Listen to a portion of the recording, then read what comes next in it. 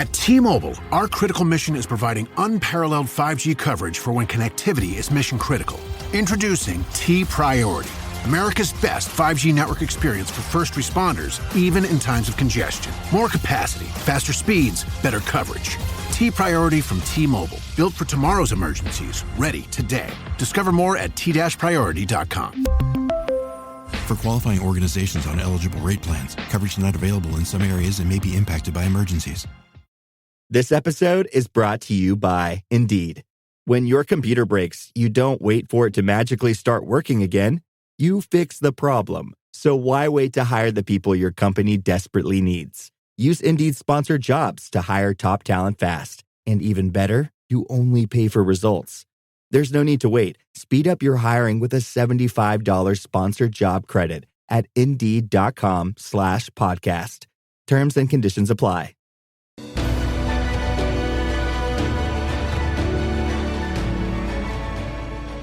My name is Ashley, and this is my testimony.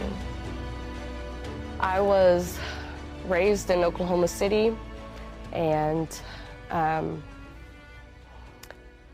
was in and out of DHS custody growing up. My parents were unfit to raise me and my siblings. I grew up with alcoholic and drug addict parents. And by the age of 3, I was raped and molested, and they took us away from my home. By the age of 14, we were back and forth through DHS custody and living with my mom. And DHS basically gave up on us. And they just left us alone with my mom. She did not get sober. She kept going. She eventually ended up turning to prostitution, and we ended up living on streets. And we did not grow up in church. The only God that I knew about was when I was taken away. I was in a Baptist children's home, and they would take us to a church called Emmaus. And that's where I learned a little bit about God. And I'm grateful for that, because had I not gone through DHS custody, I would have never known of God. I would have never even heard about him. But in DHS custody in the Baptist Children's Home is when I had my first encounter with the demon. And I'm called to share this. I was told this morning to share it. I was told by God to share about my experience with this demon. And I realized at a young age that Satan wanted me to have no relationship with God or with Jesus. I was about the age of 12, and I was in my room at the time, and I had a girl next to me. And I remember waking up. I used to sneak my MP3 player in my bed because I would get terrified at night. And so I just put it in my ears and I would listen to Christian music. And one night I woke up to just feeling a lot of pressure, and I didn't understand. And I opened my eyes and I turned to my right side, and I could see this black figure. And I became paralyzed. I couldn't move, I couldn't breathe. And I just heard the voice of God tell me to pull the blankets up, but I couldn't move. And so he was like, I'm gonna count to 3 and you're gonna do it. And I was like, okay. So he counted to 3, and when he got to 3, I pulled the blankets over my head. And he counted to 3 again. And when that was done, I could take the blankets off. And when I took the blankets off, the demon was gone. Fast forward, I went back home with my mom. She stayed sober for a little bit, but she couldn't stay sober long because we all know if we don't have God, things don't really stay. So she didn't know that. She was just repeating the cycles of her generation with her parents and her trauma. And so she didn't know. So I don't blame her. But moving forward, that would lead me into falling into addiction. I started smoking meth at the age of 15, and from 15 to about 28, I used methamphetamines, and I would stay drunk, and I would smoke a lot of weed. I just wanted to numb out the pain. I didn't want to feel anything. And if I'm being completely honest, I knew of God, but I didn't think he was for me. Not that he wasn't a good God, but that I was just doomed. I didn't deserve it. And there was one particular night I was with my daughter's dad, and he was beating me. And I went outside and I looked at the sky and I started yelling at God, telling him if he put me on this earth just to have no love, that I was just going to take myself out. And either he was going to give me a purpose or I was killing myself. A year later, I had a daughter. And on this particular day when I had my daughter is really when I heard the voice of God speak so loudly to me. And it was so beautiful. I held my daughter in my hands and she's crying. And again, I have no idea how to be a parent. And I did not get taught any life skills at all. I didn't know how to cook. I didn't know how to clean. I didn't have a car. I didn't have a license. I didn't know how to live life at all. And so here I am, a baby, raising a baby. But I heard God, and he said, "Do you see how you love her?" I said, "Yes." He said, "I love you more than that." And I was like, "Okay, I trust you." Well, lo and behold, my daughter's father's mother owned 12 sober living houses. And that started my journey on getting sober. And I want to say that I got sober immediately, but I had some walls to beat down still. So I lost my kid. So now I'm at a standpoint in my life where I was the kid who was taken away from my mom, and now I'm the daughter that has had a kid and now has lost her kid. So I have both seen sides of the spectrum. And so I went into sober living and I started my journey. And I didn't immediately go into church. I started going to AA and I started doing the 12 steps. Unfortunately, that did not keep me sober. I went back out. I lost my daughter again. And then I came back into AA. Well, I end up going into these classes, what they call the spiritual classes. These spiritual classes would lead me into crystals and tarot cards and just basically not believing in God and Jesus. I messed with this for a little bit. Didn't feel comfortable and it didn't feel right. It wasn't until the lady came in that started these classes, and she stood up and she said, "Anybody who believes in Jesus, this is not the class for you and you should probably leave." And so that's what I did. I didn't even know Jesus like that, and I knew that that was not my space. So I left, and I never went back again.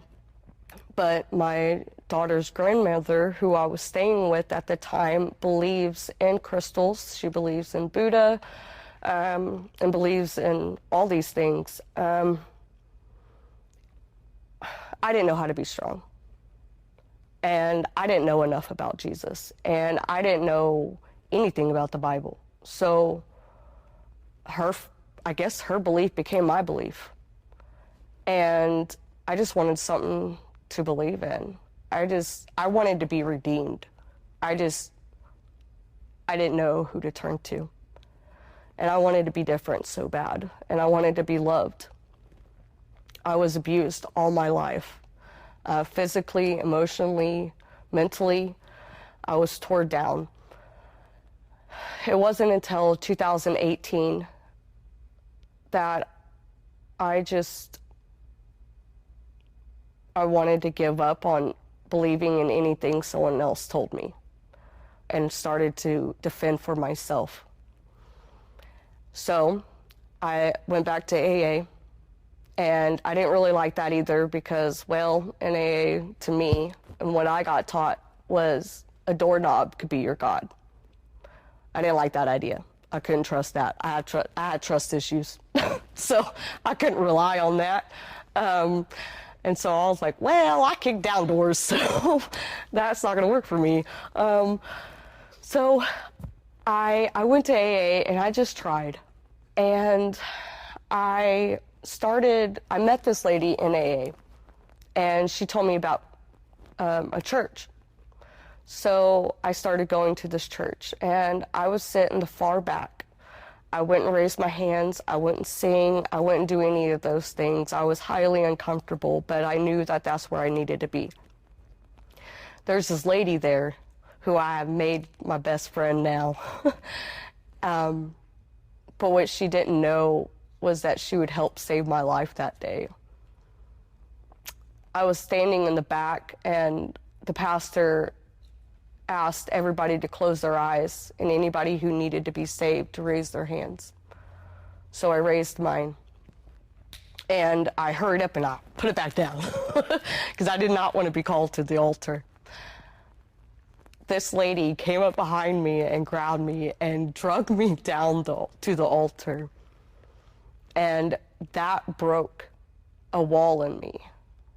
It allowed a space to come in for me to feel a little bit vulnerable, but a little bit more comfortable with talking with these people about Christ. And then I started reading the Word. And what's crazy is the same lady who I believed in her faith, or her belief, wasn't even faith, it was belief. She tried to discourage me and tell me that Jesus wasn't real. And for the first time in my life, I was like, yeah, I'm choosing to believe in it, because I could feel it. Things just started changing before my eyes, and I could just feel it. Something ignited in me, and I just wanted to take off with it. I took off with the drugs, I took off with my thoughts, I took off with my feelings, and for the first time I just wanted to throw it all down and just chase him. And so that's what I did. I tried to pick up the Bible so many times, but the only Bible I had at the time was the King James Version. And it was so hard to learn that. But I did. I stuck with it, and I did it. And now it's the only Bible I'll read. It's the only one I actually understand and get the most out of. And so, anyway, today, the Lord has helped me overcome addiction. He has helped me overcome cancer. I had stage 3 cervical cancer, and I had died twice. I was presented with an angel when I was dying. And I just remember saying, I can't leave my kid, because I wasn't there enough to show her God. And I could not leave her like I was left. And so I was like, I'm fighting. And I seen that angel. He was so big, his wings curled from the ceiling. And I felt his breath breathe life back into me. I didn't even know I died. And when I came back to, the doctor was standing over me, and she was like, if you go under, do you want us to resuscitate you? And I was like, what? I didn't even know I died. And I just know today that God has such big plans for me. And he has plans for my kid. My kid is reading the Word with me. And she has the love of Christ in her.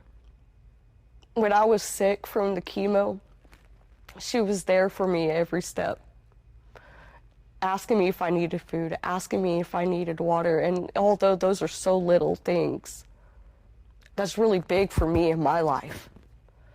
Because where I come from, I was born into chaos. I was born into never having a hope. All I seen was evil. All I knew was hate. The thought of love was baffling. I could see my mom try, but truth is, she listened to her feelings, and we all got choices. And her choices led her with her cost. And I didn't want my cost to be that. I wanted my cost to be where I'm home with the Lord. I wanted my cost to be my daughter's home with the Lord, that I led her to the Lord. I want to please him. I want to hear, you've done well, my good and faithful servant. And so today, I'm so grateful.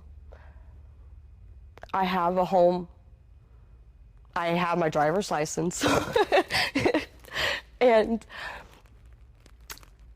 I live with people that have showed me the love of Christ in such a way that I can't obtain it. It's still baffling to me day on days. And I'm speechless for words right now, even while talking. Everything that I'm saying is definitely not led by me, because if it was up to me, I would be stumbling over my words right now. I would be full-blown confused. They call it the chemo brain now, where my mind goes into squirrel mode. But he is good. He is God. Just last night, I was sitting outside, and I was about to start writing my story, so that way when I came on here, I would seem like I had everything put together. The truth is that every day I'm learning. I don't have it all put together. I don't. I want to come here and make it look like that, but I don't. Every day, my hope is just to read the Word and grow with him, and to have a relationship with Jesus. That's it. That's literally my hope, is to be with him and to get other people who don't think that they belong, to show them that they can. Because at the end of the day, we have choices to make. And our choices is where our journey is going to be. And today I choose him.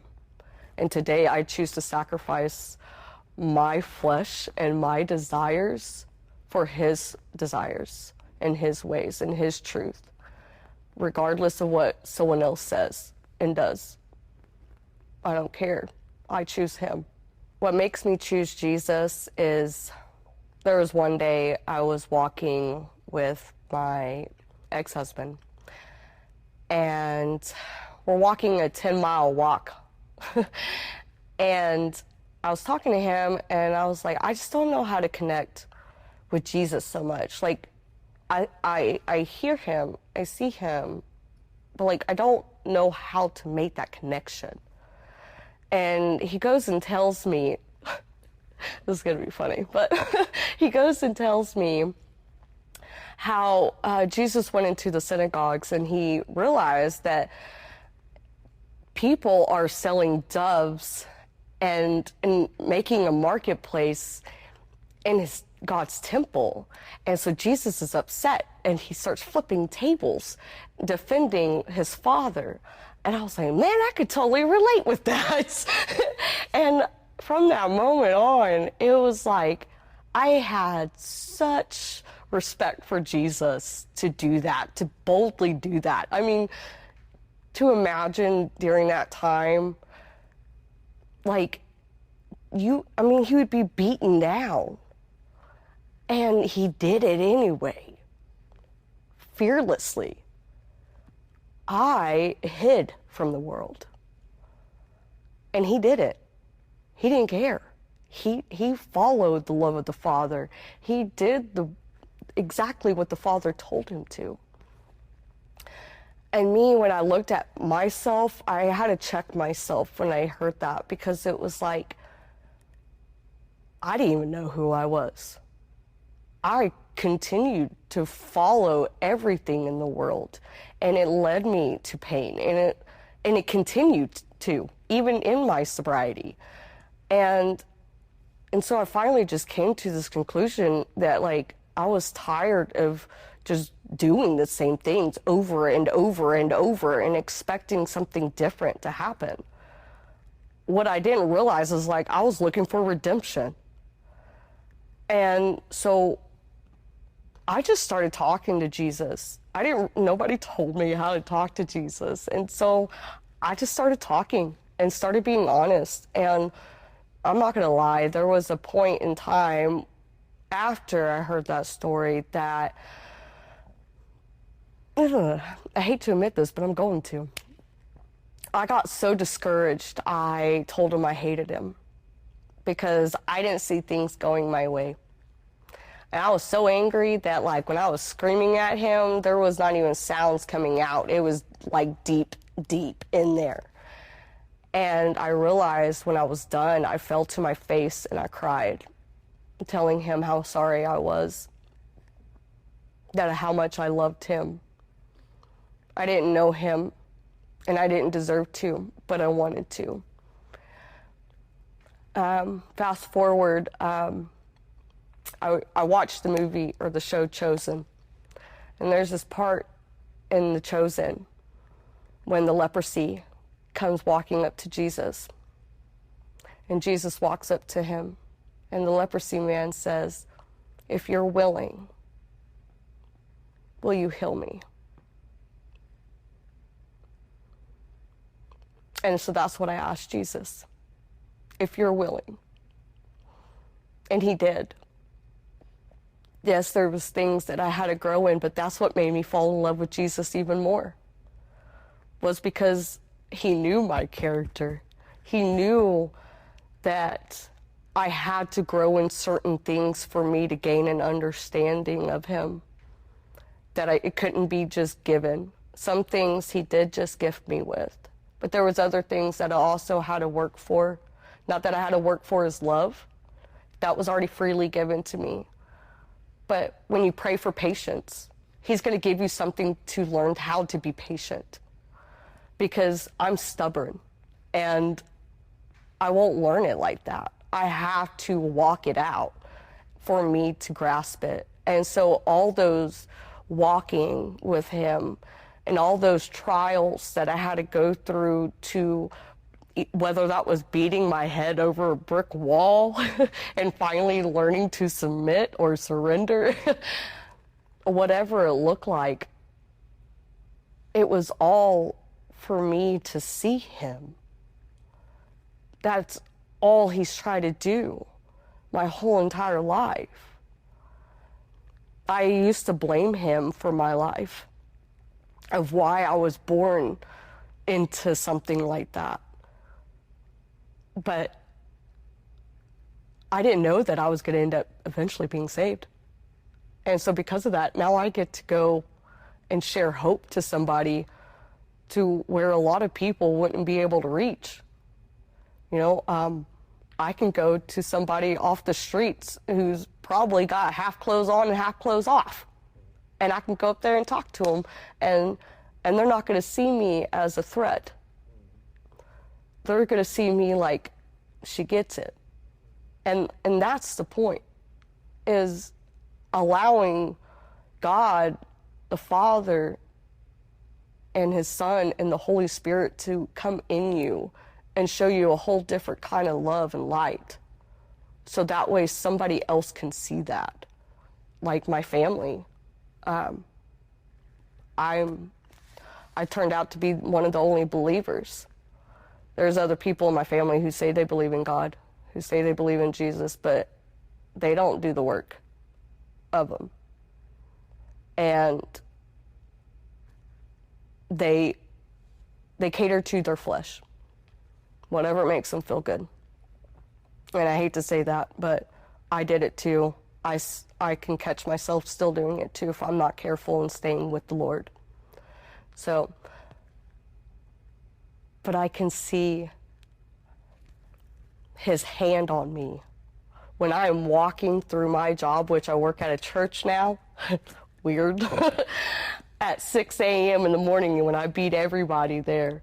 And I'm walking in the dark in the church. And I'm like, this is my life. It's so crazy. It is. It baffles me. Like, I was sold that I was going to stay high for the rest of my life. I was convinced. Like, I just that was it. Like, I don't know how else to put it. But that's not where he wanted me to stay. A couple weeks ago, I helped my brother get out of jail. And I don't make a lot of money, but I was willing. And so I helped him. My little brother calls me, and he kind of has a little bit of a level-headed. And he goes like, Ashley, why would you do that? I was like, I'm doing the Lord's work. It's not for me to know. It's for the Lord. That's it. And so he goes like, Ashley, do you know how I see you? I said, how? He's like, I see a girl who gets pushed down, shoved, cast aside, and you stand up like a warrior for God, and you are ready to fight. And he's like, I see you keep doing that.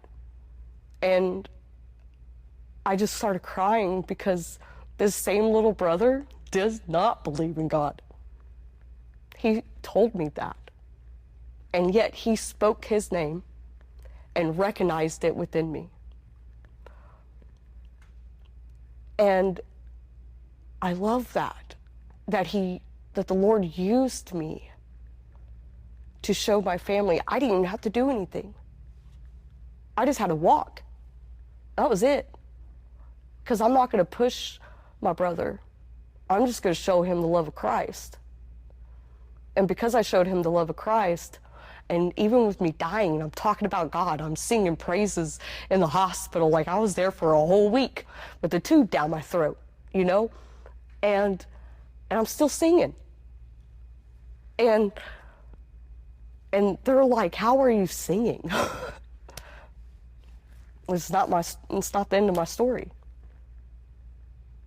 I got things to do, you know? I'm trying to be a disciple. That's my goal. It's like, I don't need all the money. Although I came from a poor, very poor background, I don't care for money. That's not my goal. My goal is to be rich with him in my soul. That's what I long for. And that's why I love Jesus. That's why. Well, for anybody who believes that God doesn't love you, that's a dang lie. Because I said the same thing. And this is after me working at a church. I was on facilities because I thought so little of myself. I remember being in the auditorium, and I fell to my face because I was so angry that was just going to be my life. I was always going to have to be that hard worker with no degree, that, you know, it switched from being an active addiction to I'm never going to be like those other Christians. And I see all these beautiful people, you know, they're beautiful people, but I didn't know them. I don't know their life. I don't know their story. I was trying to dip off into their plate. But for me and what I had to walk through and what I had to realize was that God is for me. We have different stories for a purpose and for a reason. And when I did doubt him, he still loved me. He is still with me today. And this was 3 years ago. And now today I'm a pastor's assistant. So it's like, those were all lies. They're lies. Every single negative thought that crosses your mind is a lie to trap you. You have to make a choice to say and choose to not believe those things. Because you believing those things are basically saying, okay, I'm gonna bow down to what Satan's saying I am. And why would I let him have that? After all this time, I don't want him to have anything from me again. The Lord says he has to give back sevenfold. And I'm seeing it. I'm a walking testimony to tell you that if I grew up from the bad side of tracks, and I am standing here today with being repeatedly death knocking on my door. You know, as a kid, I had a guy hold a gun to my head, and he shot it. And the bullet literally went over. And the barrel was touching my head. There was absolutely no possible way that I should be alive. But he said that I live. So sometimes we may not understand things, but that's not up to us. If you constantly live in that, trying to figure that out, you're just going to live in misery. And that's just honesty. You can't live there. You literally just have to choose to believe. Whatever you believe will be so, and it will be present in your life. You have to be careful of where your headspace is at. He says to fix your mind on him, and there's a reason. Because if you don't, you're going to fall. But you don't have to. Even if you go through trials, you're not falling. You may stumble, but you're not going to fall. You may hit your big toe on a rock, but you're not going to fall. You know, it's like Psalms 91, when he talks about the arrows that fly by noonday. It may come near you, but it will not touch you. Like, I had cancer. I got cancer that was HPV related, meaning that all the men that I dated in my addiction that cheated on me gave me things that I didn't deserve. And because of that, I got cancer. So if I wanted to, I could literally sit here and feel sorry for myself, but then I'm going to fall, and I don't want that. So I literally have to be a bigger person and just rise above that. You know, it's like when Jesus walks up to the man who couldn't walk, who was waiting to be carried by a man to the waters to be healed.